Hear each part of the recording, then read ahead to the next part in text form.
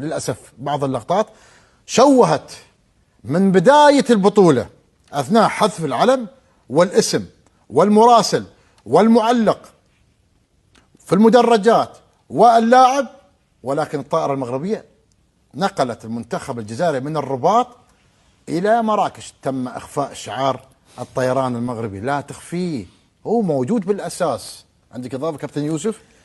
والله كابتن عبد الله لا إضافة فيما قلت أنت اليوم.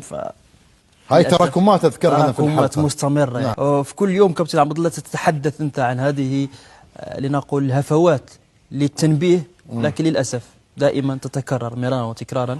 فنركز على الجانب الإيجابي من كأس أفريقيا، أنها النسخة الأنجح في تاريخ كأس أفريقيا.